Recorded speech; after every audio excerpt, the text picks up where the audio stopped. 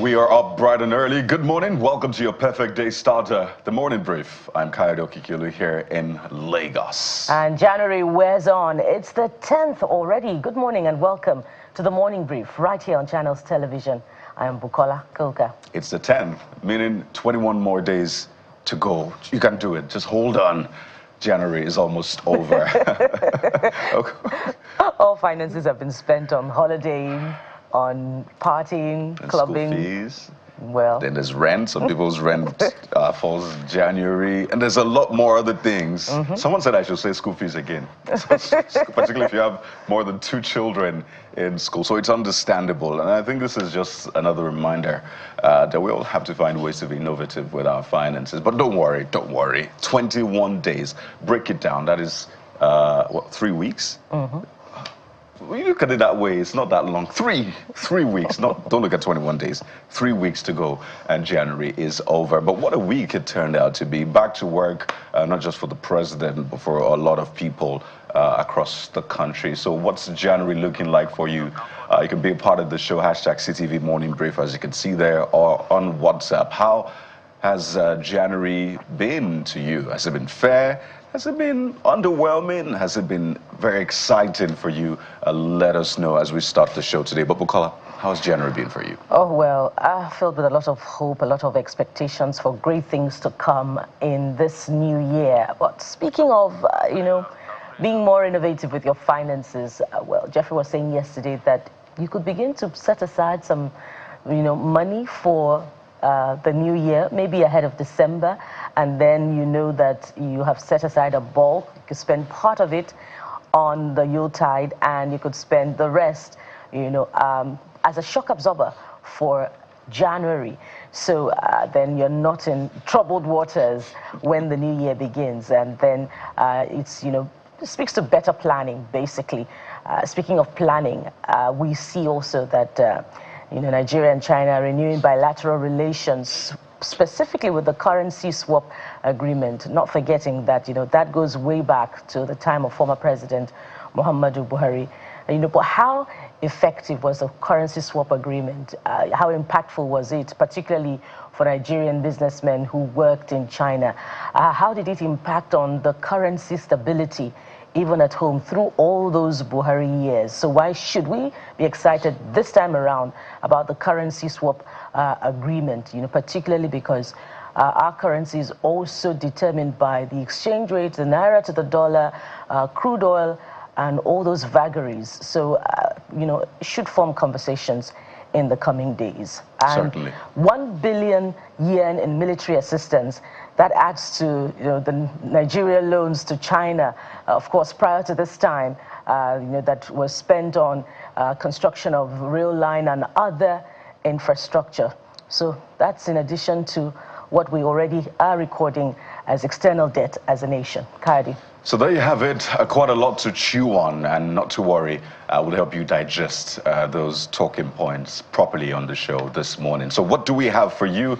Well, we're starting off with that, it's usually the elephant in the room. Just recently, the Oxford Dictionary put 419 in it, and 419 well, some would say that 419 was already in the Oxford Dictionary prior to this time. It's now being recognized, and 419 is said to be that section of the criminal code that deals with corruption and the rest. So we're following up with that topic that is always staring us in the face, both grand and petty. Corruption, the task ahead of the Tinubu administration this year.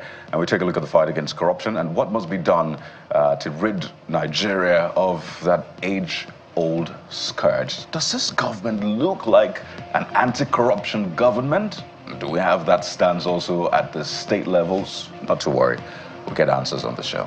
Yeah, very instructive topic, considering concerns about, public sector corruption.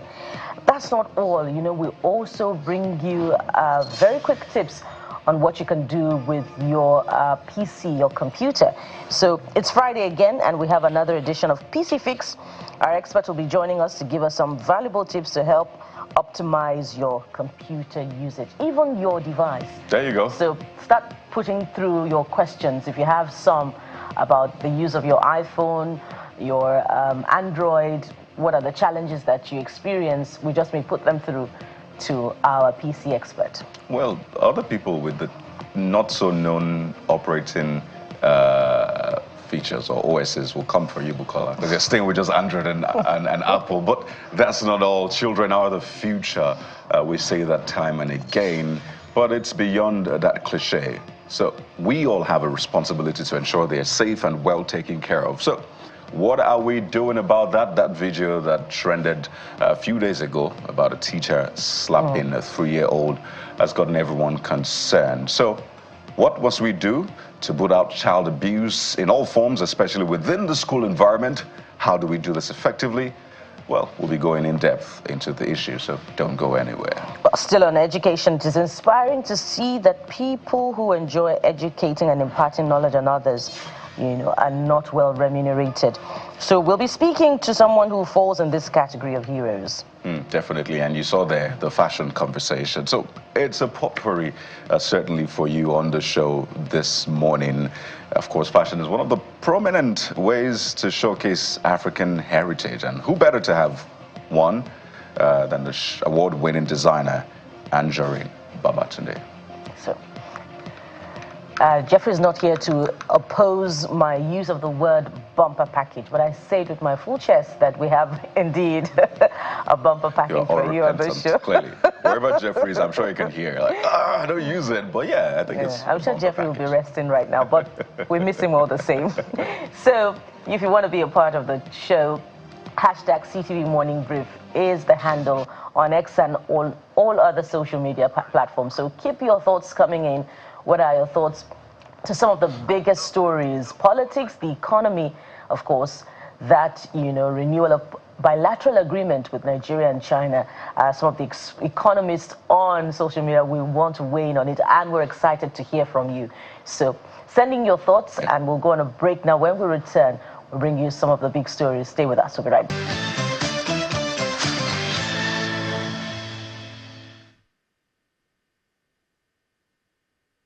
Do it now. By the way, you can also be part of the show on WhatsApp. So it's just right there with you. You'll see the number on your screen. Let's know what you think, particularly about the talking points which we have. You see the WhatsApp number very soon. But let's get right into what the dailies are saying this morning. So yes, where are your eyes and ears into the world of the dailies? So we're starting off naturally, because it's Friday, with Leadership Friday. And Leadership Friday leads with this very interesting story. This will naturally get your attention. Intercepted 59 minors. I'm sure you're wondering how, where? Well, Kano senator stops trafficking probe. Says it's Almajiri affairs, movement, false mode of transportation. We only want children reunited with families. That's according to the police. This story, for those who have not been following it, might need you to definitely catch up on it. But that's what the Leadership Friday is leading with this morning. Kano senator stops trafficking probe, says that it is Almajiri affairs and a movement. So, a very interesting one, definitely. So what becomes of that probe? We'll wait to find out, particularly because the police are saying we only want the children reunited with their families, so this is hands off altogether. We'll wait to certainly find out. So if there had been a trafficking component in this story, we'll be losing the possibility or the opportunity, to bring justice to these children and their parents. That really doesn't get anyone excited. But, well, we also are happy about the possibility that they will soon be reunited with their parents. But are there any other stories? Oh, certainly. You can see some other stories on the front page. CBN suspends extension of export proceeds repatriation. That came through yesterday. And, well, naturally, a lot of people said, okay, so what becomes of this kind of transaction? Again, the CBN has a lot of work on its hand. It has a lot to grapple with. And of course, the biggest one naturally is Forex, right? So is this in line with trying to get a handle on the forex situation or not? What influenced this decision? I think that will also be an important talking point that people want to see. But there you have it, just in case you didn't know, the CBN has suspended the extension of export proceeds repatriation. How will that impact on, the export component contribution to our economy? Yes, it will form talking points as well in the coming days. We're still on the economy. As we move on to our next paper review this morning, we'll be looking at what Business Day is saying on the front page. Take a look at the big story on the front page of Business Day. Real estate overtakes oil and gas as Nigeria's third largest sector. Crop production, telecoms emerge standalone sectors. Rebasing will ensure indicators accurately reflect current economic realities. And, it's quite revealing, what the economic rebasing is saying as real estate overtakes oil and gas. It's really, a huge indicator of what exactly is happening in the economic base. There's also the exploration of agricultural settlements in the real estate sector. In fact, agriculture for tourism, where people can go to agricultural settlements to relax, those are emerging in the real estate sector in the country. And, they come with a lot of potential for revenue generation, even for tax for the government, tax collection. And, we speak time and again about expanding the economic base such that government can have more businesses, to extract taxes from. So that's quite revealing. For entrepreneurs also who are considering this may be something worthwhile. I think it's been a long time coming. You see real estate companies springing up here and there.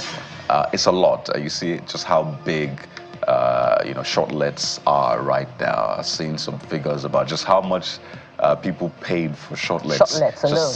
Just during December, the infamous dirty December period, and you're like, come on, and I'm Jeffrey's talking billions. Batch A, batch B. C. I'm talking billions. So I mean, it's been a long time coming, as I said. That's just within a few weeks. So imagine what they do yearly. Come on. Yeah. Any other stories that catch your attention on the front page of Business Day? Well, let's go to the top corner where we have, other telecom stories. First telecom tariff hike in 10 years to fuel investment. What is that saying in particular? You may have to go to the inside pages, page 20 to be precise. Of course, Nigeria is preparing for a tariff hike in the telecom sector, and the minister has made it categorical that that is coming through, but it will not be 100%. But will service also be 100% top-notch? That's what we're demanding. Certainly, that should be non-negotiable. I think that's just a given. I hope it is. But let's turn our attention now to the Nigerian Tribune while we chew on that. Because we've seen, by the way, we've seen increase in petrol for the petroleum industry. We've seen petrol power, price. Right, for the tariffs. So the telecoms industry is saying, well, if they can have it, we shall have it as too. well. Well, their advocacy goes way back, prior to this time. Right. Yeah. So Nigerian Tribune, there you have it, with the big story on tax reform bills. Yes, we're not done with that just yet. Some will say we're even just getting started, particularly because 2025 is going to be a very important year to that. Northern stakeholders demand VAT reduction to get this 3%. Questions then will be, but let me take the experiment. Right. Call for relocation of corporate headquarters of banks, telecom companies to Abuja. I'll take that again. Call for relocation of corporate headquarters of banks, telecom companies to Abuja. I certainly did not see this coming at all. That particular line. I mean, I've seen the back and forth, but not this call. Then we have the questions. Who are these so-called northern stakeholders? So my question is, has this tax reform anything to do with parochial sentiments? Why some headquarters have for a long time been domiciled in the commercial capital, which of course was the former capital of the country. So is there a parochial element, to this advocacy against the tax reform bills? Wow. It's amazing just how these conversations go. Come on. Again, is the North homogeneous? Because people have said the North has... perhaps the most politically homogeneous region in the country. Really? But as far as this tax reform bills, it's curious that it's favorable to some parts of the North, but the North is quite unanimous in its opposition towards the tax reform bill. So it doesn't matter that Kano is going to be profiting from the tax reform, the VAT component of the tax reform bills, but they are queuing behind the other parts of the North to oppose the tax reform bills. And that is the point, Bukola. If anything, at least from the 2023 elections, we've seen that the North is not homogeneous politically. I mean, the North voted Labour Party. And I'll break this down further. The North voted APC. The North voted PDP. And it wasn't queuing behind one party. Then what is the North exactly? Because you have the Northwest, you have the Northeast, you have the North Central. Right? They all make up the North. So yet again, when you say northern stakeholders, is this representing the North Central? Where you have states like Plateau and the rest. Is this representing all the states in the Northwest, all the states in the Northeast? So I think it's a term that has maybe been used to just simplify and cover up that heterogeneous factor that we have in the North. Well, thank you for that explainer, Kayode. But you know that, of course, the 2023 presidential elections were a departure from other elections in terms of, political affiliations. So, of course, then you would find those differences, those variations in preferences. But then again, you're quite right. It's very interesting, Bukola. So we'll see how this plays out. Nature of the North. Who are northern stakeholders? Are these people speaking for the generality of the Good North? Question. That I really doubt. But let me take a few more questions. I said questions. Headlines. Headlines.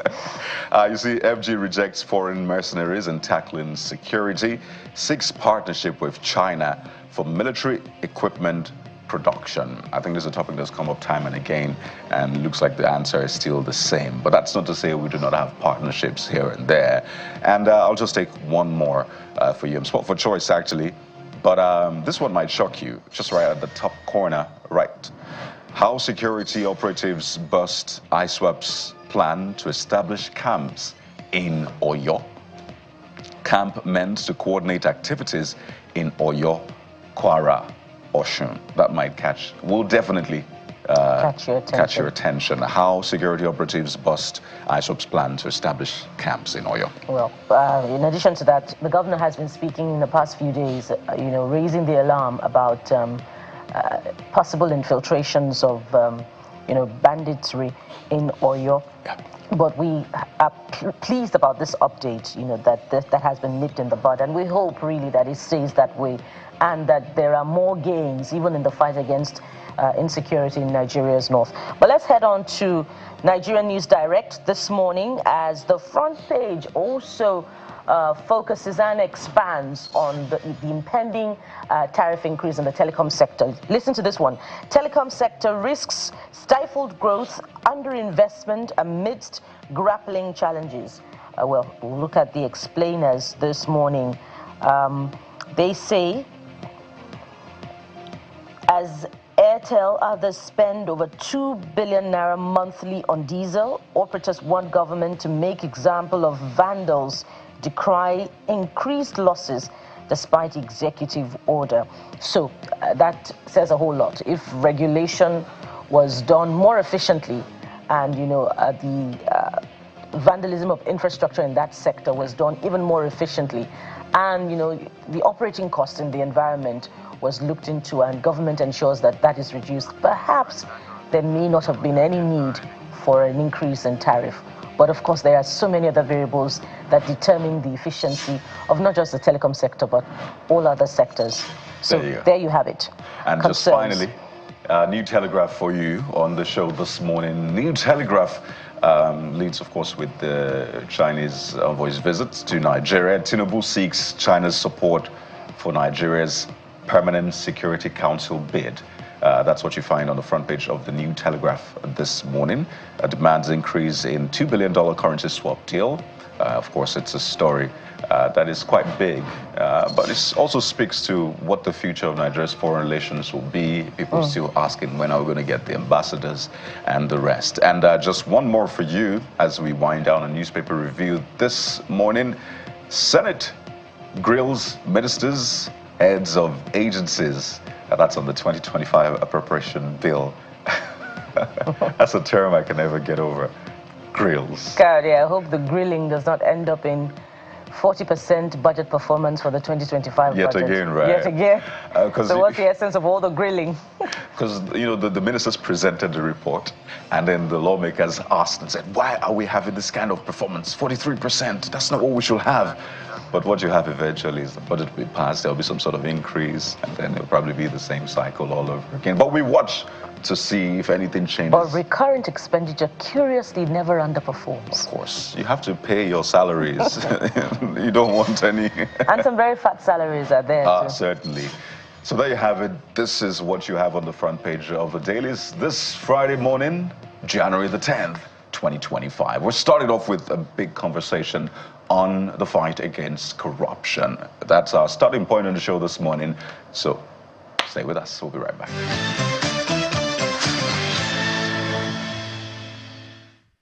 Welcome back. And so, you know, we've been talking hugely about, you know, corruption under different administrations, not just about this administration. So it will be one very big subject that we should, you know, look into and project for 2025. If we must reduce, you know, the cost of governance, the government's wage bill, not just at the federal government level, but also even, in fact, if we looked into the subnationals. So this morning, joining us to have this conversation about fighting corruption, the fight against corruption, is Mr. Andrew Memedu, who is the Country Director, Action Aid Nigeria, who joins us from our Abuja studio. We also have, right beside him there, Mr. Demola Bakari, the Director, Public Enlightenment and Education, spokesperson for ICPC, who also joins us from our Abuja studio. Good morning, gentlemen, and thank you so much for joining us on the program. Thank you. Good morning, Nigerians. Good morning, Nigeria. Thank you, sir. So I'm going to start with you naturally, Mr. Bakari. Last year, the chairperson of the EFCC drew Nigeria's attention to the fact that corruption is endemic, in fact, in the power sector. So institutional corruption appears to be a challenge. From the work of the ICPC, which is another institution that fights corruption, what are the findings, you know, in terms of institutional corruption, public sector corruption, and, you know, what are the gains that have so far been made by the Commission in tackling corruption in institutions? Thank you so much. I want to say that it is true, corruption is endemic. It is true, corruption is systemic. It is equally true that it is institutionalized, sort of. But the good thing is that Nigeria is not resting. Nigeria, has not accepted that as a fait accompli. Nigeria is doing something about it. Which is why most development partners, international agencies are supporting Nigeria's effort in fighting corruption. Be that as it may, dishonesty is on the increase. Both public and private sector, there is no difference, I must tell you this. But talking about the public sector, dishonesty is on the increase, transparency is on the decline, and people do not want to be held accountable. That is becoming clear. It's even getting clearer these days. But the anti-corruption agencies established since the year 2000, we are working towards ingraining transparency, enforcing accountability, and institutionalizing integrity, especially in the public sector. That is being done.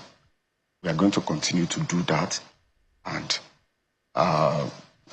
we are hoping that corruption will be reduced in Nigeria.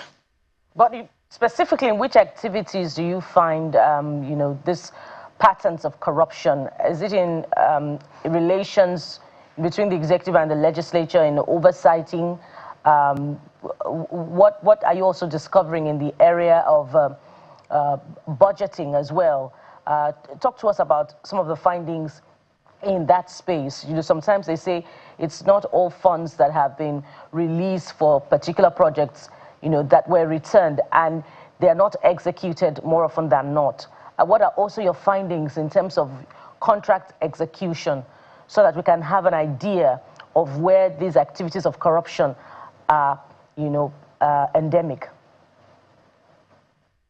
Part of the fighting for ICPC, especially with regards to contracts and government projects, most intervention projects in Nigeria are shoddily executed. When they are executed at all, the quality is something else. But what we have done, and we have seen all sorts of sharp practices, government projects being executed on a private property. It's a call to personalize that particular project. We have seen facilitators of the project laying claim to the project as their own. We have talked about budget padding very well in this country, and we have seen overinflated contracts, and we have seen non-execution at all, where projects are funds released and the projects are not executed. But we have taken a more pragmatic approach to solving this problem at ICPC. Yes, we have seen contractors returning to sites. We compel them to return to site, either to improve the quality of the project or to get it executed at all, where it has not been executed. And we have seen when the project is evaluated, we have seen a fund recovered from contractors, where we have found out that the project is overinflated, and they have received more money than the actual cost of the project. So we have recovered funds, we have compelled contractors to return to site, and we have made contractors to improve on the quality of the project they deliver to Nigerian government. It's all win-win for the people and for the government of Nigeria. But it has not been easy at all. It has not been easy, and the program, right. The problem keeps mutating. But we are up to the task, and we are going to do what we must do in order to get it right. And the question is, what must projects? Right. The question is, what must we do, and how driven should we be in doing that?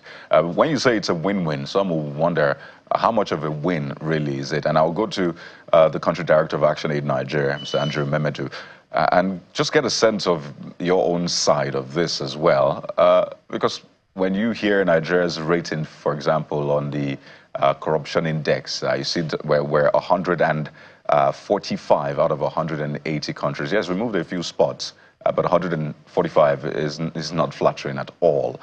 So really, is it a win-win how we're not able to really, as I say, nip it in the bud over 20 years after the establishment of agencies like the EFCC and the ICPC? Yeah, thank you very much. I think clearly the institutions that were set up in 2000, Code of Conduct Bureau, ICPC, EFCC, all of those that were set up, they've made remarkable progress. So I'll give you one straight example. ActionAid worked with ICPC about 4 or 5 years ago on constituency projects. And yes, this is corroborating what my colleague just said. In terms of repatriation, bringing back funds, we saw tractors that were supposed to be for public farms going to private farms. We saw ambulances being procured and sent to private hospitals with government resources. So all of those were, some of those were recouped. But that is not I think that is always going after medicine after that. So that's after going after the issues when it has already been committed. This is a systemic thing, like I said, rightly said. It's not just within the public sector, it's within the private sector. We have, UNODC says we have about $18 billion annually being lost to corruption in the country, $18 billion. And that is more than half of our federal budget for this year. And it has, of course, huge implication. Even if you take that money, as simple as it is, you want to share it among Nigerians for the year, it's about 130,000 naira. Every Nigerian will get 130,000 naira. Those are the implications. So it is systemic from the executive to the legislative to the judiciary. So if you take our daily spheres of life, even as recent as yesterday, the Senate had to go to a closed-door session to discuss the proceeds of fuel subsidy savings. Why should we go to a closed-door session? So all of those kind of things, they aid corruption. They help corruption to thrive. So it is seen that if you get into a public system, even for us that are within the civil society, even as country director, you get calls, oh, we need contracts. It doesn't work like that. So the system is programmed for corruption to thrive. So it's not just about, yes, it's not just about the federal government, it's both federal, state, and of course the local government. It's not just about the government, it's about the government and the citizens, it's about the private sector. It's about a whole system. So it's a whole systemic approach. So which countries have been able to do something to respond and deal with this kind of systemic approach? We have Denmark, we have China, we have Singapore, we have Rwanda. So these are examples of countries that have done something to respond to this. And until Nigerians, and when I say Nigerians, not just the federal government taking a lead, but yes, the president has to take a lead.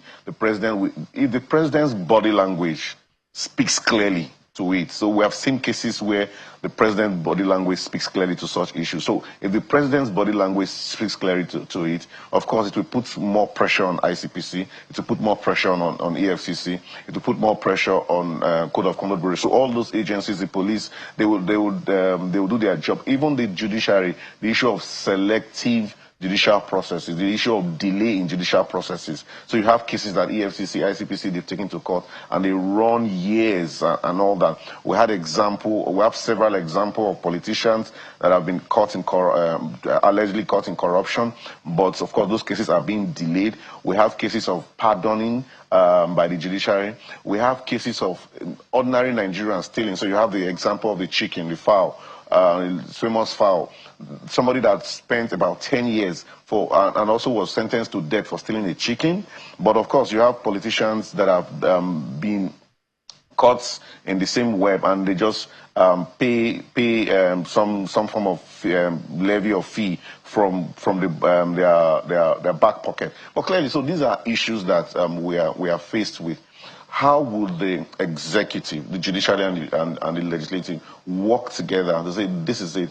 If we have 18 billion annually being saved, even if we have 50% of that, even if we have 50% of that being saved from anti-corruption or from less corruption, that would go a long way in stimulating our economy. That would go a long way in reducing the issue of poverty. So you hear today, oh, we are hungry, people are hungry, people are going through a whole lot because of a mix of all of this. So yeah, government policies, government regulation, but corruption sits very, very squarely, sits at the center of what is happening in the country in terms of the standard of living. And for us to deal with it, we have to tackle it headlong. So let me go back to Mr. Bakari quickly on this one. And I just want to point to a few cases. He has talked about some of them, how it looks like for petty crimes or petty corruption, the law comes heavy.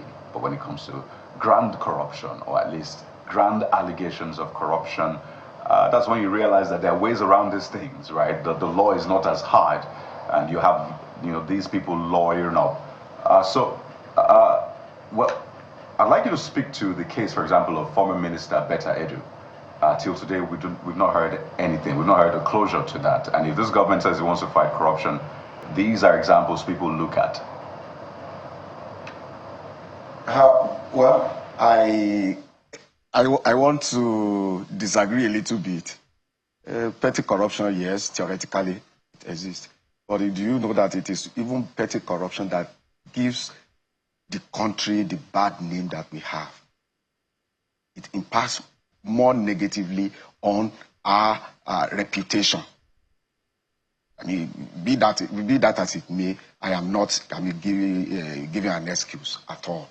Petty corruption, grand corruption, they are all bad. Betta Edu's case, I do not want to be accused of media trial, but I think the best thing in the particular instance has been done. She was removed from the office. I personally felt that we have gone through because there was so much hype about that case.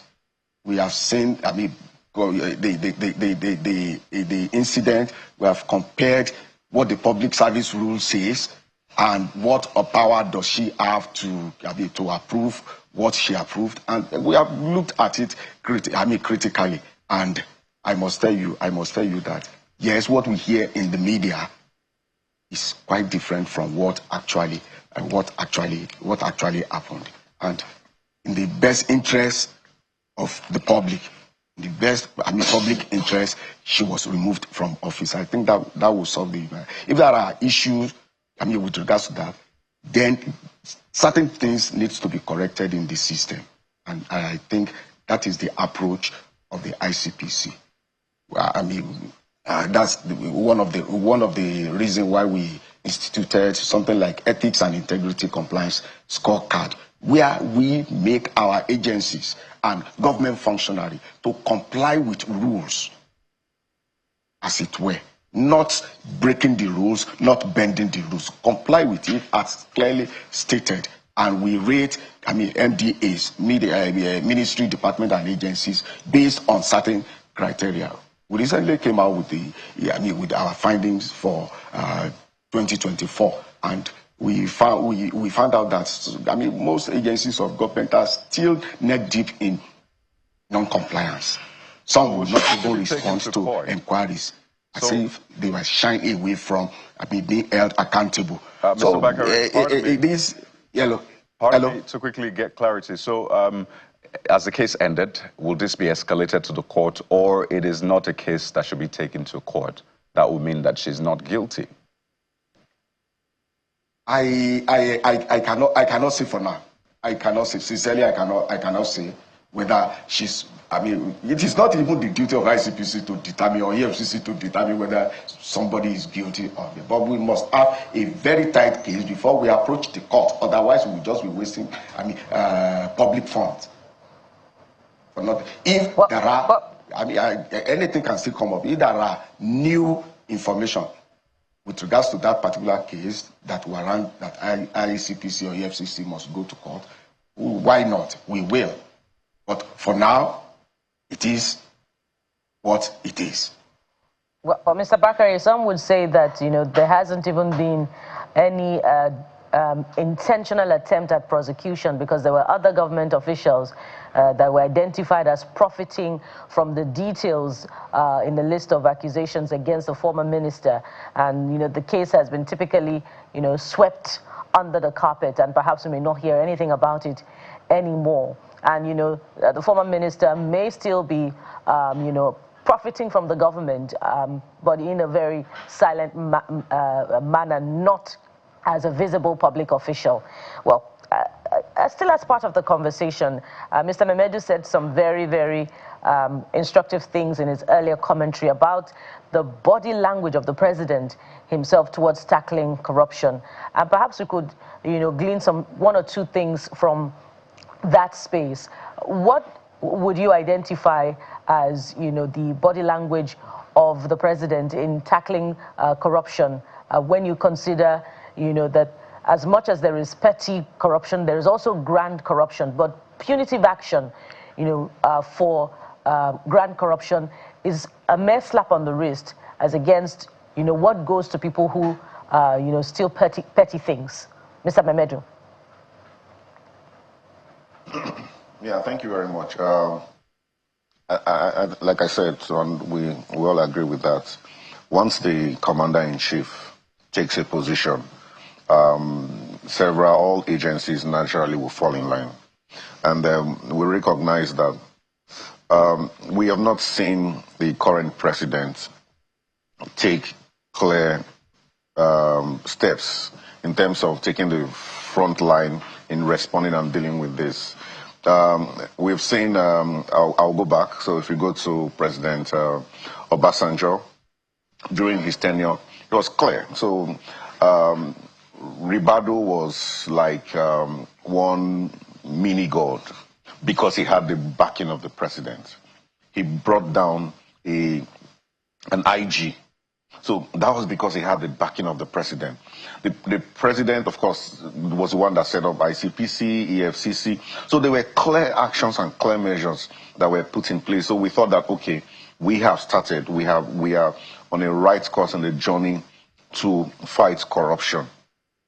And fast forward to the next president, Yar'Adua. Yeah, he did a bit here and there.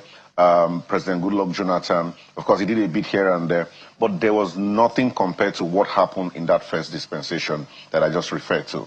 So if now the President Tinubu has come in and spent over a year right now, the question is, what is his body language? What is his own approach? What would he be known for in terms of fight against corruption? Would he just be, so if you ask me, President Tinubu is known for implementing grand projects. So you have the Lagos-Calabar highway, you have the Lagos-Kano highway that is being built and all that. So those are grand projects. So he probably will be known for those. So maybe to revive the economy, President Tinubu is known for, of course, removing issues of subsidy, removing issues of increasing taxation. So he's a private sector-driven person. So that's what he's known for. But along all of these, you have a strong issue of corruption. How does corruption cut across this? And like we say, government projects are well resourced. So we have examples. We have projects that government has done and, of course, private sector have done. The difference is so much. Yes, we recognize that the the timing for government payment is delayed. So you can stay there for 2, 3, 4, 5 years. You've not been paid. But the amount that is earmarked for it, and then the quality of the job, the amount is high, and then the quality of the job is shabby. How do we get government project to be like the private sector? How do we institutionalize such things? I think those are the kind of demand we will be putting on the executive, on the legislative, in their oversight, so oversight function. But what we see today is everyone is so, people, when I say everyone, both the executive, judiciary, so even the judiciary is being fingered. There's corruption within the judiciary and amongst themselves. You've seen people that have retired and then coming to say, there is corruption within our ranks. We need to deal with the issues within the judiciary in terms of corruption. So even the judiciary, the legislature, their oversight function, but the president sets the tone. Basically, if the president sets the tone, I assure you from the governors will sit tight. We saw a president that was bent, maybe not outrightly right, but bent on removing, impeaching governors in the past just because of issues of corruption. We've seen former governors being sentenced because of issues of corruption. But now we are beginning to see a lot of selective trial. We're beginning to see selective engagement on issues of corruption when it comes to grand corruption. If you pick 419ers and all that. You have lots of them being arraigned here and there. You have some of them, of course, some of them telling you that, oh, they have to settle this and all that. Recently, EFCC had to wield its rank of some of officials because they were accused of being corrupt and all of that. Well, yeah, those are good. But until the president takes that body language, uses that body language, and to be fair to the president and to the country, my constituency will have a huge role to play. The citizens have to wake up and hold the government accountable. Citizens do not have to celebrate politicians because you came into power. Or you came into power, then the next thing is, oh, you are doing Thanksgiving in church, in mosque, and all of that. You are happy that you come into power. People are already thinking that, oh, he's my person. Remember that we went to school together. They are calling you. Why are they calling you? Are they calling you because you have been called to serve? They say, congratulations, you'll be called to serve rightly. Or they are calling you like, okay, it's now your turn. What gets to us? So people get there and they think it's our turn.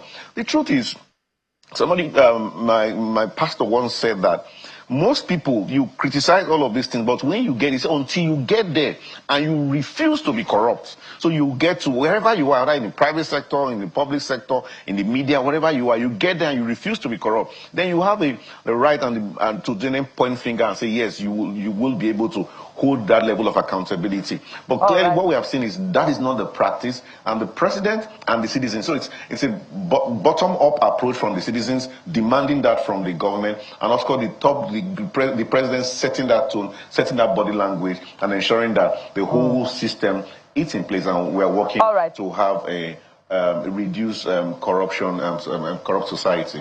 All right. If indeed that body language is convincing in the administration's disposition towards fighting corruption, I'm coming to you now, Mr. Bakari. Are we seeing it in the prosecutions that will indeed assure the citizens that indeed the administration takes the fight against corruption seriously?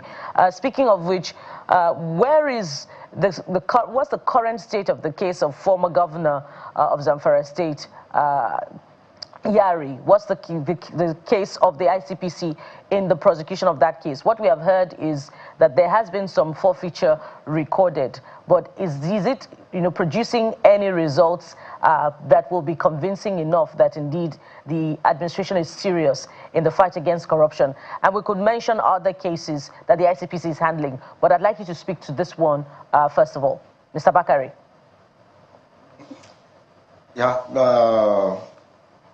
the corruption cases that are in court, I may not be able to comment on them.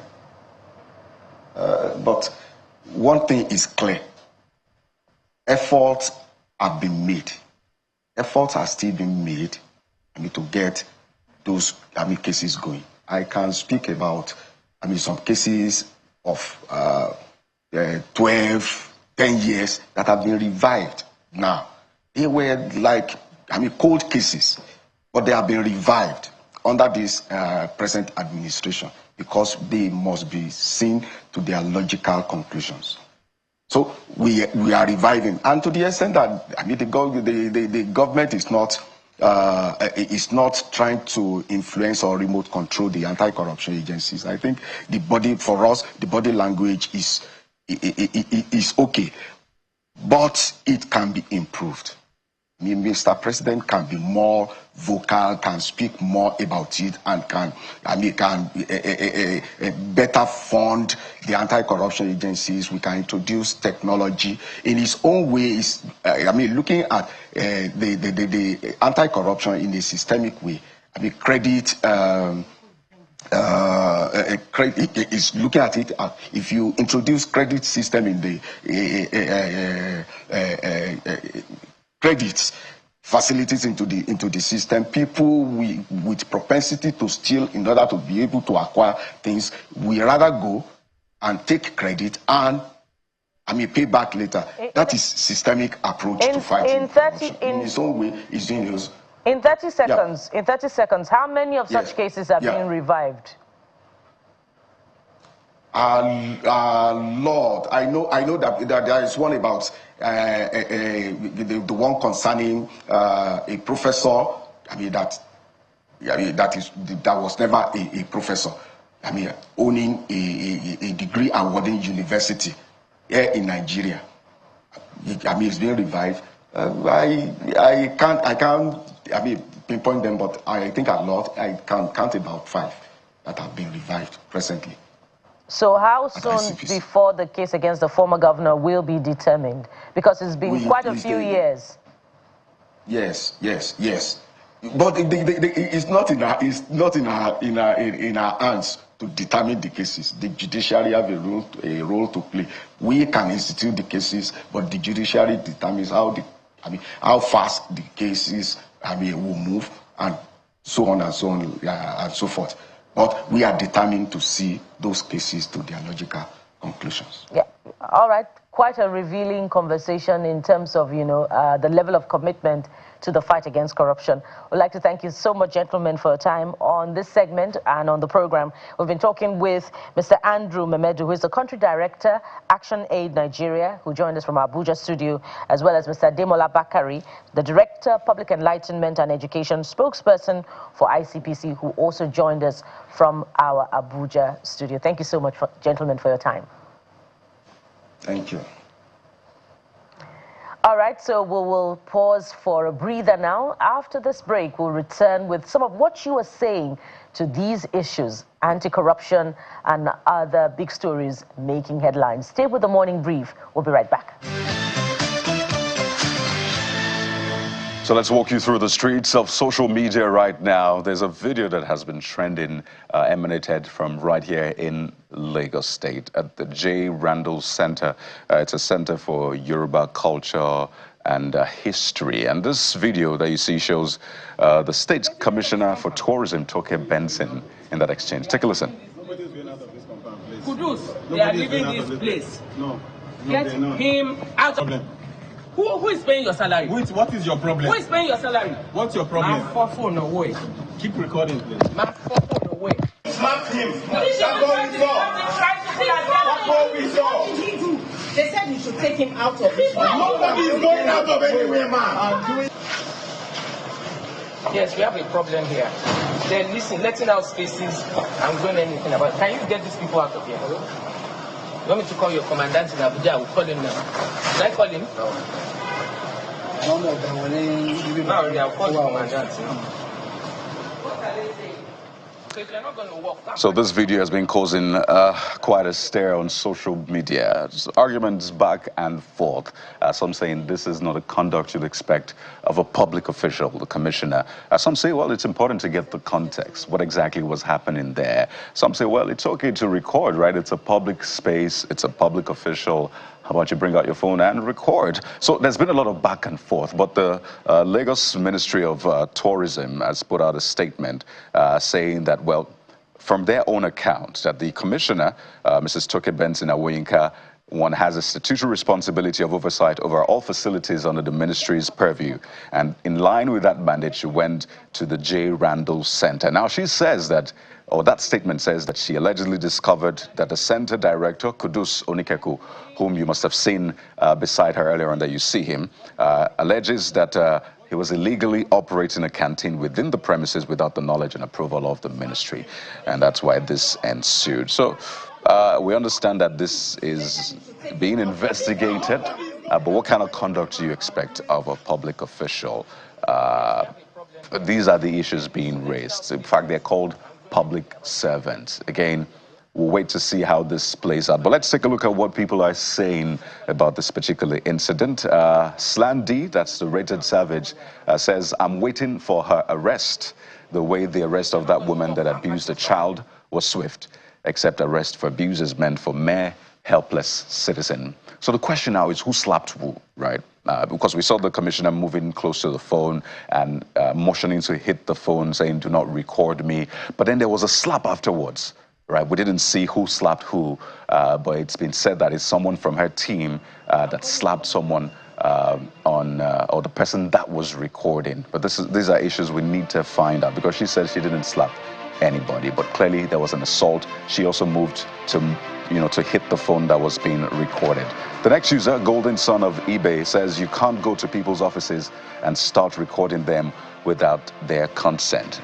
We heard the director of the center, that's Kudus, asking the person to record. So is that fair? He approved the recording to be done, right? And that's his own office in that sense, under his purview, because he's the director of that center. By the way, it's such a beautiful place. I don't think this incident should take away from the beauty and what that center holds. Yoruba culture, Yoruba heritage, Yoruba history. So this should be investigated. Certainly anybody found culpable, decisive action should be taken, but you should visit that place. It's such a beautiful place. Moving on to Oyedele says, what happened before he or she started recording her? We need to know what happened. I wouldn't feel comfortable if someone should start recording me without my consent or we're mutuals. What was her offense, this user asks. So the jury's out there, but let's know what you think. Looking at that video and the explanation provided, hashtag CTV Morning Brief, or just head over to WhatsApp. I think overall, we know that we have not gotten to that place yet where public servants are really public servants. And this is not speaking about this case. Now, this case will be investigated. But generally, you go to, the civil service, you go to seek, not assistance, right? The service that they're meant to provide, and it looks like they're doing you a favor, that should end in 2025. There should be that sense of responsibility to the citizens at all levels. But let's move on now to President Bola Tinubu decorating his ADC Nuruddin Yusuf with the new rank of colonel. I think this is something that usually happens. You find that the president, before their tenure expires, somehow their ADCs are promoted to a new rank. And there you have it. It's been promoted to the rank of colonel.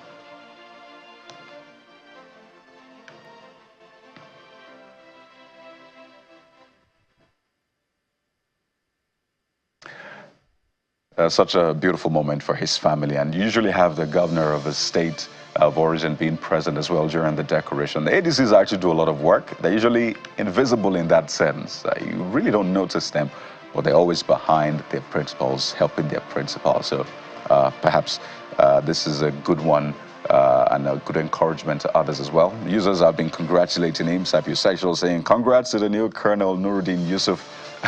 I can't, in fairness, take some of the comments in that post. Big rank, this user says, but I'll just stop there, right? This is, I think this is not fair at all.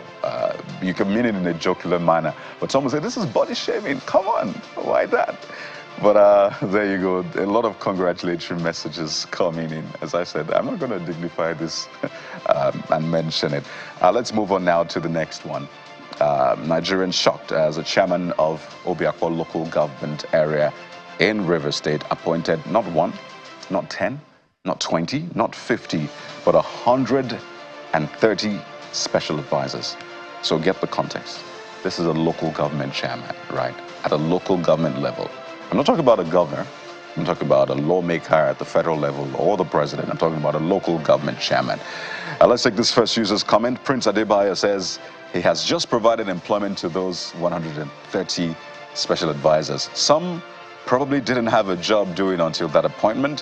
What we need to find out now is what role are they going to do on the job and if they will deliver. So you see, someone is in support of these appointments. But let's take a look at the next user. Owana Assam says, that's good. It's a way of empowering his people. Congratulations to them. So it looks like finally people are maybe on the side of those appointing dozens, scores of advisors. But the question is, really, is this a way to go? What would they be doing? What would they be earning? And would they be effective to governance? We'll wait to find out in the coming days. But these are some of the trends making the rounds. Hey, you can be a part of the show. Hashtag CTV Morning Brief. But let's switch over to another segment now. And this concerns your devices, which are vital to you following whatever is trending. And this morning, we're going to be bringing you our regular segment, PC Fix. And I'll be having joining us in a moment, Mr. Akin Bitoye, tech advisor. And the topic is on ensuring that your devices last longer. And for those who have devices with issues, we're going to give you advice on how to revive them. This is 2025. Devices cost a lot. So that's in a few seconds. Stay with us right here till the morning brief.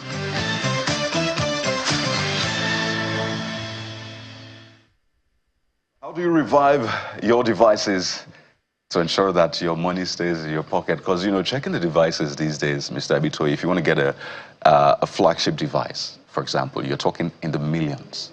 You mentioned flagship, Yeah. so yes. In the millions, right? Yes, but people have devices that are not totally dead. You know, they are still capable of doing things, right? So how do we save our money I like the way you said and that. revive our devices this year? So it's interesting that manufacturers would always push out new models. Oh, yeah. And make your old ones obsolete. However, they don't have to be.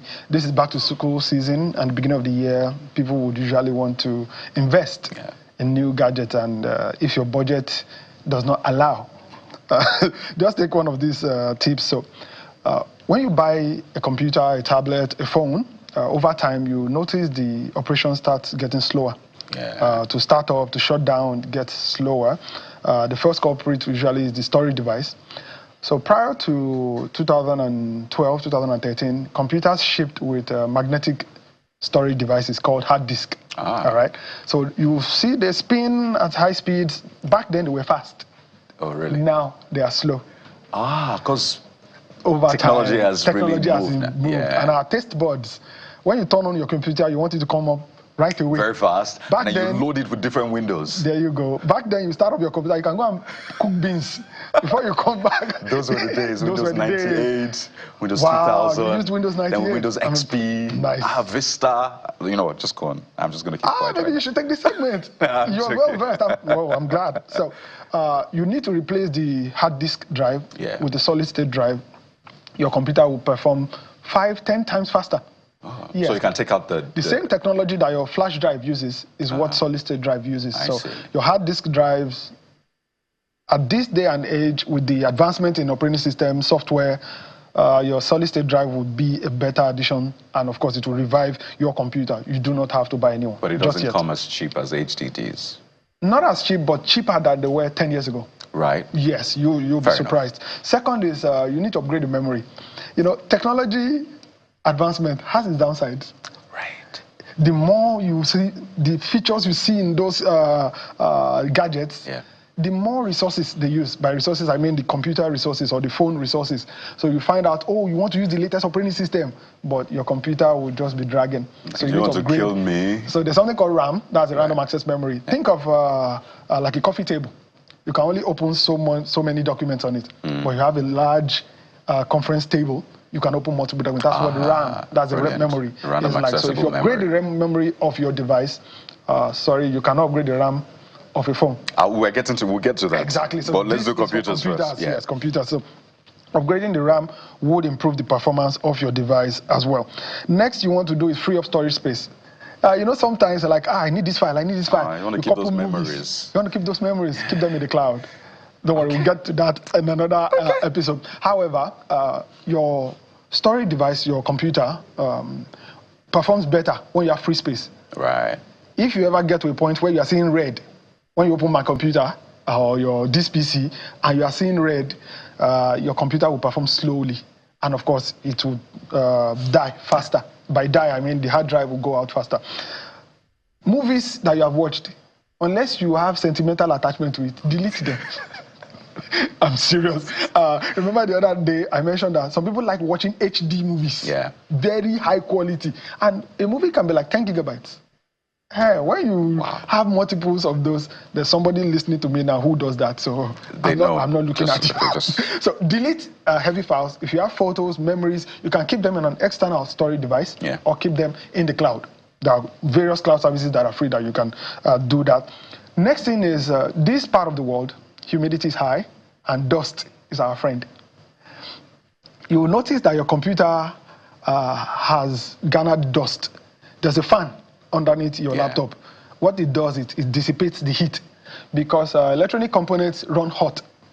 Your computer, your phone, sometimes you notice that your phone is very hot. They operate, electronics will generate heat when they operate. So if you have dust build up on your laptop, it performs slower. Why? Heat and electronics don't go together. The heat would want to damage the component, so it runs slower just to protect itself. So what you want to do is get a technician to clean that up for you. Lastly, batteries. Oh. Yes, batteries. over time, your battery performance will drop. Your computer will not run for as long as it would. Your phone would, the time between charges will be reduced. Yeah. Like, I just charged this thing. Now to quickly go and recharge. So replacing the battery would breathe new life into your gadget.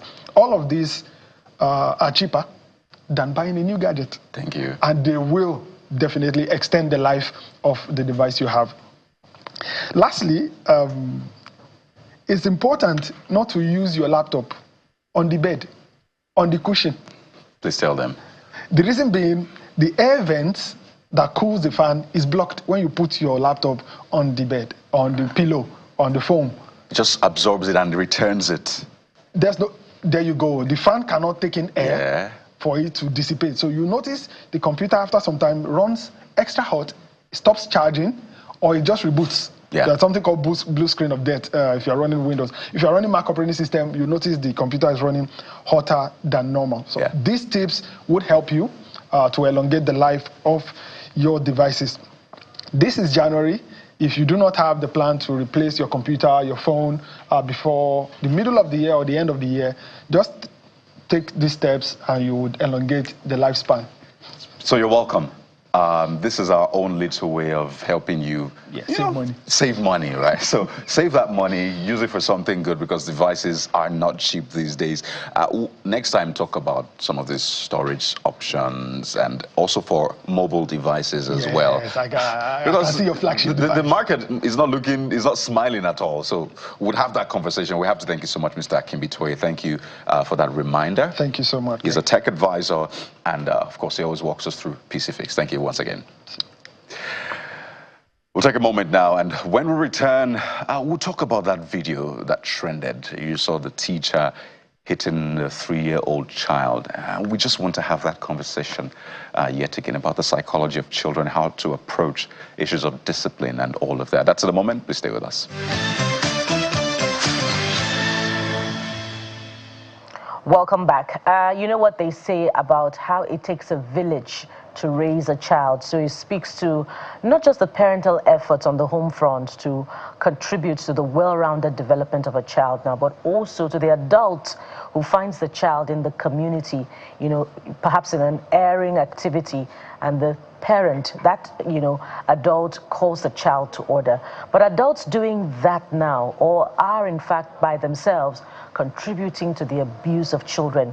Let's find out what exactly is happening in that space as Mr. Olusegun Odufua, founder, Superior Performance Global Network, joins me here in our Lagos studio. Good morning and welcome to the Morning Brief. Thank you for having me. Thank you so much for coming through. And that video, the latest video, you know, pointing to child abuse is quite disturbing.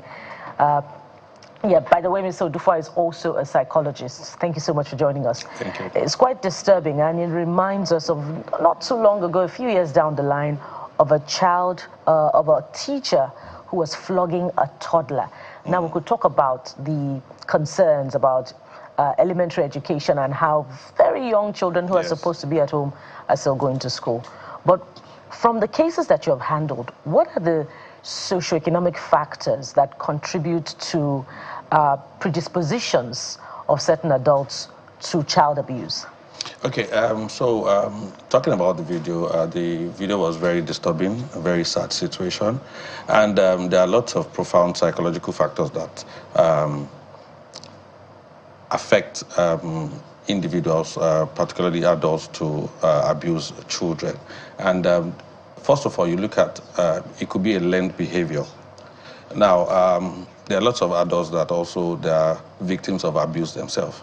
And sometimes, because you are a victim of abuse, there's that tendency for you to also abuse other people. And particularly in the education sector, you look at it from the angle that, okay, some people have that belief that, okay, when I was a child, my mom used to beat me, my dad used to beat me, my teacher used to flog me so well, and because the psychology behind it is that, okay, it helps reset the child's brain, it keeps the child in check, and maybe the child learns better, because by the time you discipline, they feel they are trying to discipline to learn, but it's not. Rather, you're instilling fear in the child. So they believe that once they do that, so they begin to, they're trying to help the child get better. So sometimes it could be as a result of learned behavior, because growing up, a lot of children also went through that lane in terms of having been flogged or being disciplined, or there's a consequence for that kind of failed attempt. When you say, okay, write this, okay, spell this, and you're not getting it right, and they flog you to, get it right at the end of the day. So because you go through that, there's tendency for you to also abuse children. Also, another factor could be mental health issues. There are lots of people that are going through a lot, and particularly teachers today, a lot of them find themselves in that profession by circumstance. It's a case of when the preferred is not available, the available becomes the preferred. So there are a lot of teachers also going through marital issues, life difficulties. And so when you find yourself in such a situation, you have unresolved anger. And so in a situation whereby you are in a profession that you're not passionate about, it's not what you really wanted. You just find yourself in that profession. There's a tendency for you not to put in your best, and because you don't have the adequate training, you are not able to handle such situations where you have a child not responding to what you're teaching. So there's that tendency for you rather see the child as a burden than like, okay, I'm supposed to care for this child, I'm supposed to love this child. So it could also be a factor. Also, another factor could be environmental factors such as poverty, economic situation. And there's this tendency that, okay, there's a theory called frustration aggression theory. Once you're frustrated, you tend to be aggressive. So the situation around you makes you frustrated. There's no money, you're not happy with your job, no life satisfaction, no work satisfaction. Everything is just turning upside down. And you feel that, okay, your mates, your colleagues are doing well wherever they are, and you feel that you are in a wrong career, you're feeling that you're not doing well as an individual. So because of all of that, you carry that emotional burden on yourself, and it makes you frustrated. And once you're frustrated, you become aggressive to any little thing that comes your way. So all of these can be factors. And also people have unrealistic expectations from children. You expect a child, you believe that, okay, this child, you must be able to learn this. How can you tell me that you are 4 years old, you don't know this? How can you tell me that you are 3 years old, you don't know this? And because you have that unrealistic expectation, you begin, and the child is not giving you what you feel that, okay, you expect that this child should do better than this, and before you know it, you become aggressive on that child. So many things that you have, touched on that we can immediately begin to draw from. Yes. But you said something that I can quickly pick up on. Teacher training. Some of them are not well trained. Yes. But when we consider that a course in education should be all-encompassing, yes, particularly if your specialization is in the area of early child development. What is missing in the training of teachers, that doesn't give them the well-balanced disposition, regardless of what is happening in their own personal space, to be able to apply that to nurturing children? Is this something missing in the... Yes, of course. There are lots of things missing, because you look at the curriculum itself, even basic curriculum, there are lots of things that are wrong. Because for a teacher, you go for a teacher training, what do they teach you? Okay, they tell you to, okay, after your basic training, they also tell you to go to a class and, okay, they look at your performance in terms of how you're able to transfer knowledge. But what about empathy? What about having that psychological understanding of children, of even your students? So empathy is missing from our curriculum. It's missing because teaching goes beyond just writing on the board or just transferring knowledge or dictating to your students. It goes beyond it, because the situation there is that the performance of the children holistically, not just based on academics, is key. So how many teachers are interested even in the performance of the child? It's more or less like, let me just go to class, do what I have my coursework, I have what I'm supposed to teach them, I do it, put it on the board, and I just leave. So nobody goes, there's no evaluation that goes beyond all of these things, that, okay, they want to be sure that each of the children under your supervision are growing academically, emotionally, physically, socially. You see some children that, okay, in all of these things, they come to school and they're timid, they can't even talk, they can't even participate in class. But when they get back home, everything the teacher said, they will recite it one after the other. So what's going on? So you've seen such cases? Exactly. Now, let's talk about corporal punishment. For our generation, it was a no-brainer. You know, when you came late, you were met with teachers who were going to flog you Exactly. At the entrance of the school. And I'm not talking about as a toddler now. Maybe from, we called it primary 3, then primary 4. And then if you didn't do your homework, you were also subjected to 6 strokes of the cane from the teacher. We would say that we came out well balanced now, but you know, thinking back, I'm not going to be very friendly with such teachers. Maybe if I use my, faith disposition, perhaps I would be. But should we begin to rethink corporal punishment? Because when such videos now surface online, it's seen more as, a form of psychological abuse that would cause trauma to children. Or if we spared the rod, would we be risking spoiling the child? Okay, yeah, it's a very interesting question. So, corporal punishment, for me, I say a no to it. Now, you can punish a child without hitting the child. There are different ways you can punish a child. You know that children, you can look at, okay, what does this child like? You know, okay, I know this child loves to play. And you tell the child, go and sit down there, you're grounded, you're not going to join other kids during the break time. I can tell you that punishment is even tougher for the child than hitting the child. Because you realize that there are lots of children that even when you hit a child consistently, it becomes a norm. And the child knows that, okay, you're going to give me 6 strokes, no problem. You know, when we were growing up too, in secondary school, there are students that hit them 24 times. They'll just chest it and tell you that, okay, are you done? And the child is not changing. There's no behavior modification for the child. So, is it working? I don't think it's working. So, I feel that it is beyond hitting the child. You must understand, and that's why it goes back to teacher training as well. Every teacher must understand the temperament, the personality of each of your students. So you understand each child, because children are born differently. They behave differently. So when you understand each of your students, you are able to know and identify that, okay, if I withdraw this from this child, then this child will keep crying and say, oh, sir, I'm sorry, I think I did something wrong. So you must understand all of these things to be able to manage children, even your students generally. So because if you keep hitting a child, that doesn't mean... compare kids in this part of the world and compare them with European kids. Who is doing better? Oh, they don't hit children over there. They hit children here. What's the difference? If you do a comparative analysis and look at it, I think it's left for everybody to judge. So it's not by hitting a child. You can hit a child continuously. It gets to a stage, the child begins to look you in the eye. And because they develop thick skin along the line. So as we begin to wind down now, when we consider that, the interventions that we provide for behavior modification, either at the result level or even at the intervention level, which would be teacher training that we talked about.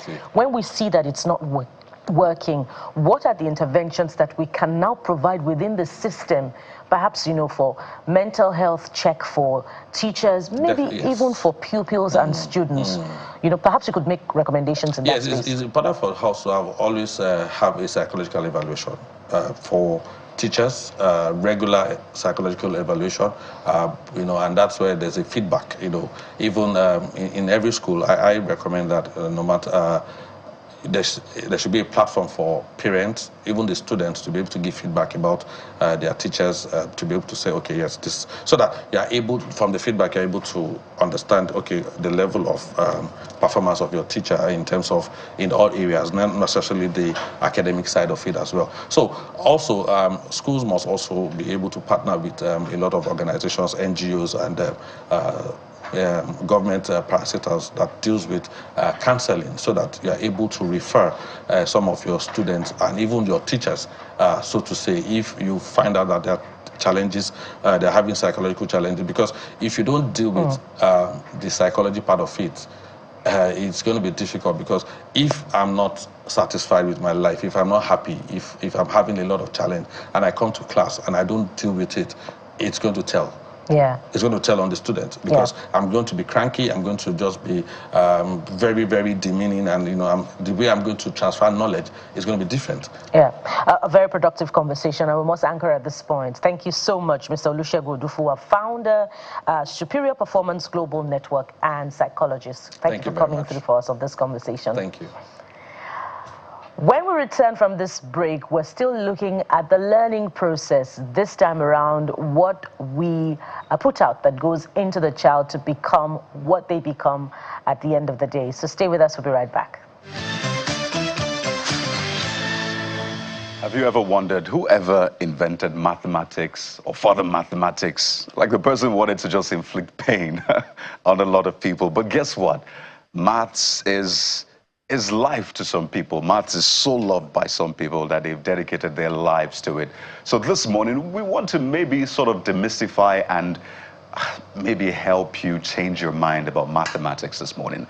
We're joined on the program by an educator, someone who has found a way to help people learn maths in the most interesting manner. Newton Okewoye is our guest on the program this morning. He's also a YouTuber. You find his YouTube page, Prime Newtons.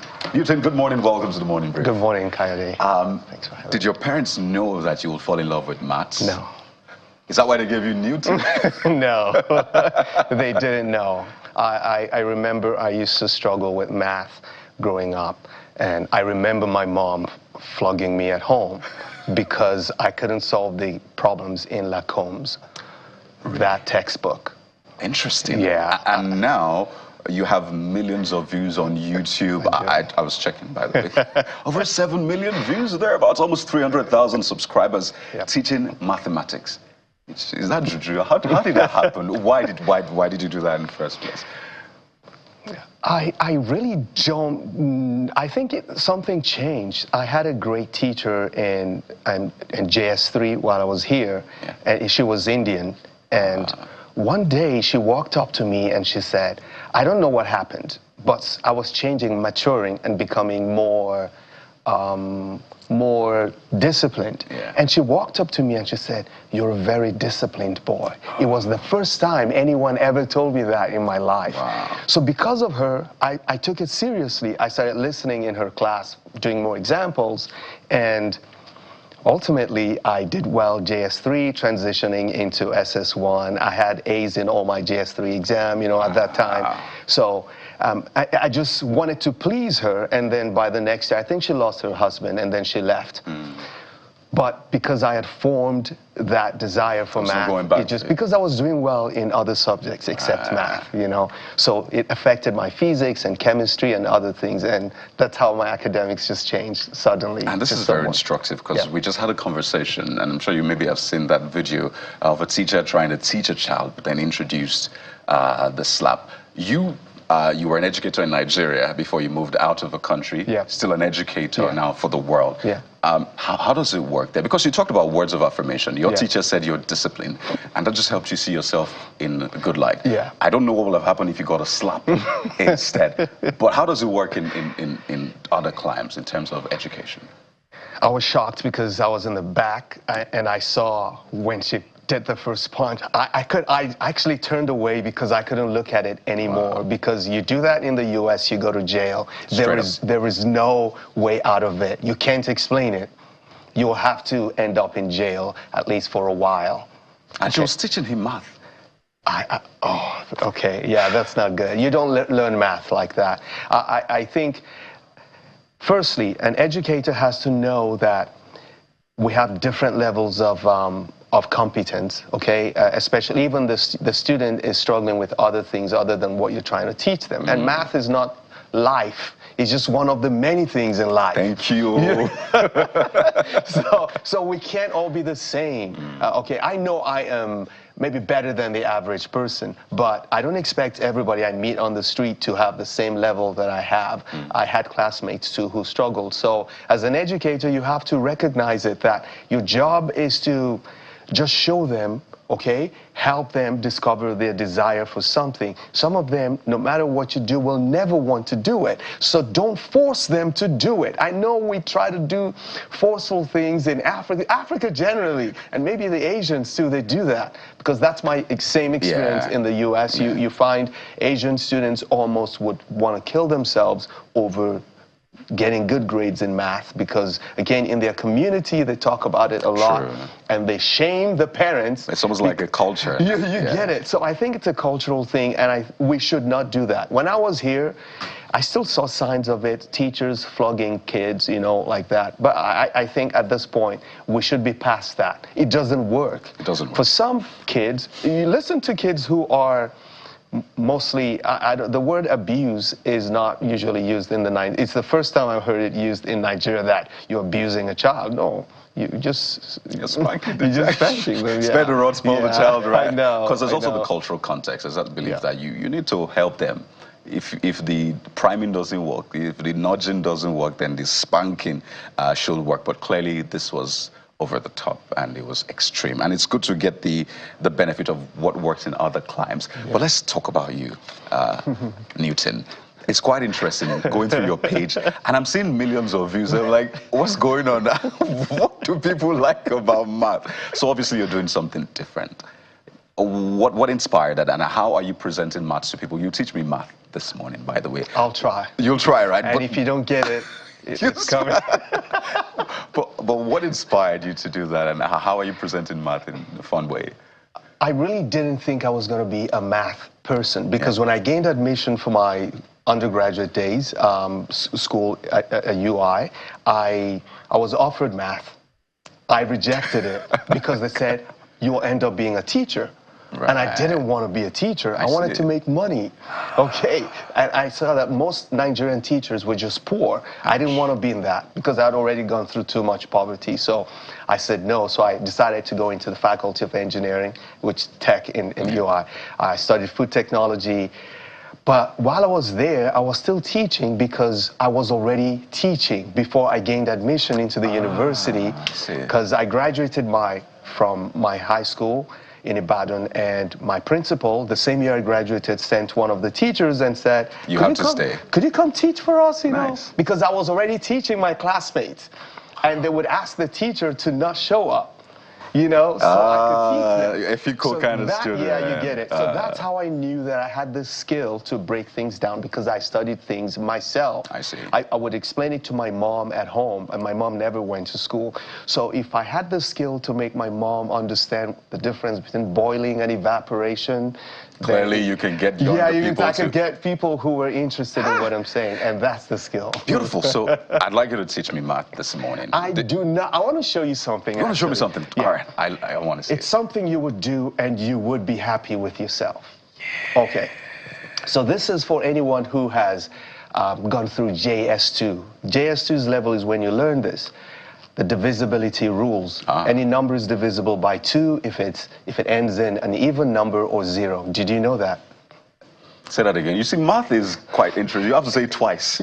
So say it again one more time. Any number is divisible by 2 if it's an even number. Oh, of course, I knew that. Okay. What about any number is divisible by 3 if? It's going to be 9, 3. No, if you add up the digits and you get a number divisible by 3. Oh, yeah, that's what I meant. Now you remember. That's what I meant. Now, any number is divisible by 5 if the... It's 0 or 5, ends in 0 or 5. Okay, what about 4? Please help me out here. Okay. That's enough. If the last 2 digits... So that's it. So I'm going to use the rule for 9, and I hope somebody at home would... I know a lot of people will get what I'm about to show them. Right, including me. Don't make me look like I don't know stuff. Could you think of any number you know is divisible by 9? By 9, 81. 81. Now, the next number you think of, don't tell me. Okay. That's divisible by 9. All right, I wouldn't tell you. Okay. Could you type it on your calculator if possible? Yeah. Okay, just type the number. When you're done with it, let me know. Yes, I have. Okay. Now multiply it by another number that I don't know. Okay. So I don't know this number, and I don't know the next number you're about to tell me. Okay. Yeah. So have you multiplied both numbers? Yes. Choose a big number, like a 3-digit, 4-digit number. I was still choosing 1 digit. Okay, let me start again. Let's start again. So pick choose any a number divisible by 9 that you know. Okay. Yes. Now multiply by another number. At least 3 digits. Any random number? Any random number. Avoid zeros because it makes it easy. All right. Okay. Yeah. Now you have an answer. I have an answer. How many digits does it have? 5. Okay, now just give me any 4, not in order. Any 4 of them, I'll tell you the one you didn't tell me. Just pick any 4 of the numbers you have. Randomly? Yes, randomly. It doesn't have to be in order? No, not in order. Okay, It doesn't 2, matter. 0, 9, 4. Okay, so you left out the number 4. Wait, 2, 0. Number 3, sorry. You left out the number 3. Yes, I did. Yes. Okay, so what you gave me was 2, 0. So this is the rule. You gave me 2, 0, 9, 4, right? Yes. So if you add these up, you're going to end up with 15. Yes. You see that? What is the next number to 15 that's divisible by 9? It's 18. So I did the adding as you were saying it, and then I got 15, then subtracted it from 18, which and is you the got next number. 3. And it's 3. Because the number I did was 81 times 4, 82. Oh, yes, that you gave me started. 39,042. Yeah. Brilliant. Now, you can take this a notch up. I don't know if you still have time. Yeah. A notch up. We have a minute to go. I would tell you to skip 2 numbers. So I should multiply it by something else again? Something else and skip 2 numbers. Any 2 numbers. I'll tell you the 2 numbers. Multiply by something else. Multiply, pick any number. You're still sticking to 81. It doesn't matter. Okay. Pick any number divisible by 9. Okay. Multiply by another number, not the same thing you did. Okay. And then tell me the number of digits you get as your answer. So say that again. Pick a number divisible by 9. 9. Multiply by any random number. Okay. Could be 4 digits, Yeah, 5 digits. it doesn't matter. Okay. Yeah. How many digits do you have in your 5. answer? I have 5. Yeah. Now give me 3 of them. I'll tell you the 2 you didn't tell me. 182.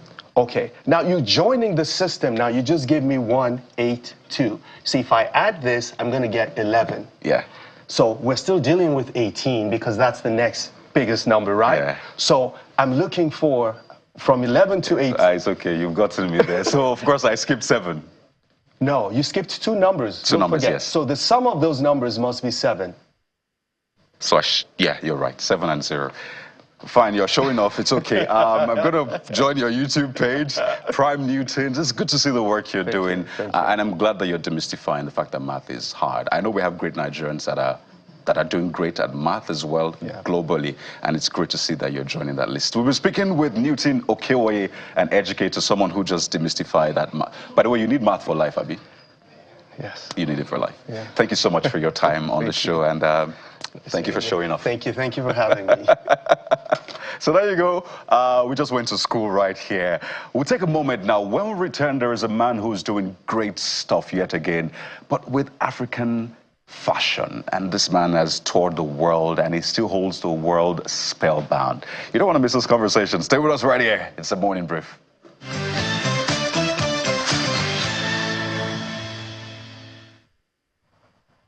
All right, from education, we move to fashion. Education is for a well-rounded development, right?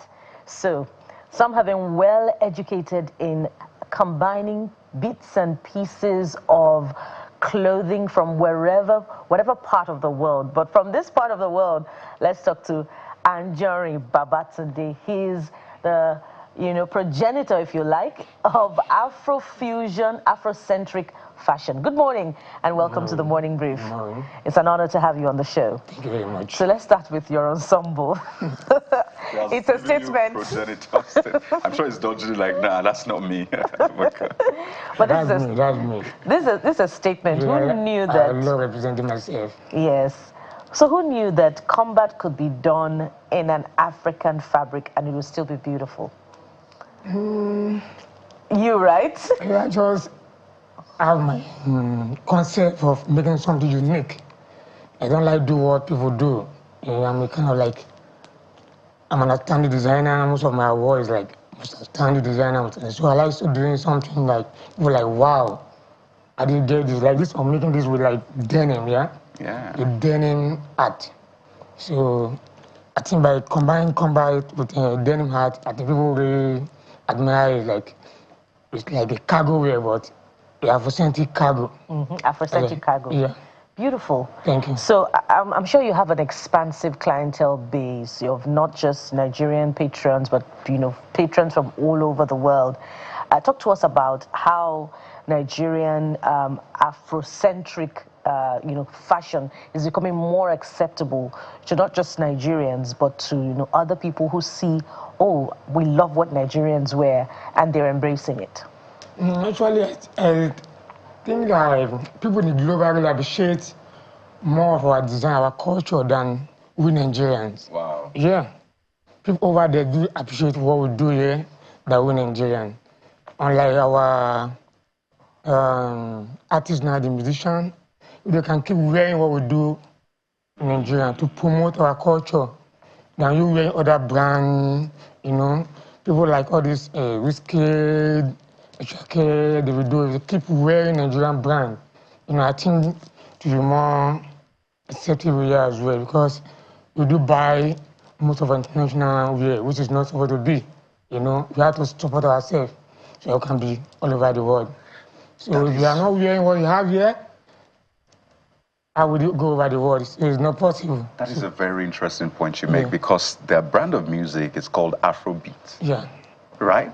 But when it comes to fashion, they don't stick to Afrocentric fashion. Yeah. So you are saying that since they're doing Afrobeats, right? Yeah. They should also be Afrocentric in a fashion sense. Yes. So just paint a picture. I don't know whose concert is coming up next. But if you were to style one of them, what kind of... Because a lot of them want to, I don't know if they really want to do Afro fabrics, but they're like, it maybe limits me, or you cannot give me the style I want. But are you able to cater to their style and give them I think I have everything they want in my wardrobe. I like that. I have it all. So paint a picture. If you were to style one of them, what kind of style will you give them? Actually, top to bottom. Even though some of them prefer to go shirtless. They wear singlets sometimes. Because I'm looking at this. This is beautiful. So if you were to style, I don't want to mention anybody, so I don't like to style Ashake. Ashake. What kind of style will you give Ashake? From cap to all the way. I have my collection. They're called jungle collections. Jungle collection is like bring out the energy in you, because everything jungle is from the street. And Ashake is from the street as well. So that will give him the more energy. By the time you're wearing a jungle collection, you see a lot of crowd in you, with confidence, you got the confidence in you. So I love the style like Ashake. I like that. Yeah. So the jungle collection, is it Adire? Is it Ankara? Is what kind of trouser? It's not about Adire or Ankara. It's about generally African fabric with a style of like a robe, like the forest fabric, like the patching that relate to the jungle, You see the jungle, you see the street, they flow together, So all these two things will give me energy to do better when on the stage. I like that. Beautiful, and we can see, but some of these designs look like they're very well suited for informal occasions, beaches, get-togethers, outings. Talk to us about designs for formal occasions as well, for corporate events. Do you also cater to those, or this is just your area of specialization? Actually, I'm a kind of designer. I don't like doing something that is too simple. I like something like, how do they come with this idea? So I started from like a normal corporate wear, normal native, but when I started going international, I was like, I have to upgrade my brand, And according to my logo, give me more energy. So this logo is like the story about my life. That's the logo, Whatever I want to do in life, you have to expect an obstacle. It's challenging from different areas. Because me see the challenges as part of me. So I'm not doing the fashion just for money alone. I'm doing it for passion. So the more I do it for passion, give you more client, more money. Because whatever you're doing for passion, the money you're not even being money. Yeah. But if you're doing it for money alone, when the challenges come around, you get tired of it. And this is your work on display in an international runway, right? Yeah, that's the one I do the H3 Festival in Washington, D.C. in September. September 2024. Yeah, 2024. Talk to us about this. This is an international community. We see less of Africans here, but more of, Caucasians. Talk to us about the acceptability of the work put on display here and the outcomes after this event. Actually, like I talk about jungle from the beginning, so I want the people from the street to vibe my jungle collection, So to just introduce more of our African design to people in the Western world, not for the black alone. You have to put the white to rock it as well. For the white, hardly they will just admire they only admire African wear, but they're not going to be like one of world African wear. But you have to push it to them that, without Africa, there's no fashion. Fashion made in Africa. And I think it's something we need to say time and again, because when you are looking for color, when you're looking for personality in fashion, when you're looking for even flamboyant, if you want loud, if you want something that has a statement, and I'm not saying this because I'm African, maybe I am, but come to African Come fashion. home, right? Come over, this is where you find it, that's why you have all the culture, the tradition. But I'm curious about your story, because you're big now, your name is everywhere, but how did you start? Where did you start from? I started from a class. It was started by a Latin fashion designer. He's a friend of mine then, right? I'm like, okay, you want to learn fashion? I'm going to train you. Actually, I don't want to learn what he's doing then. But it's not in vogue then. What he's doing is not in vogue. But the other thing that is vogue, nobody want to take me. You're like, this boy, you're too stubborn, you're this, that. Like, we can't take you. All I would do is... Are you still stubborn? Yeah, of course, I am. I am, I was like, okay, let me just go for this that is not in vogue.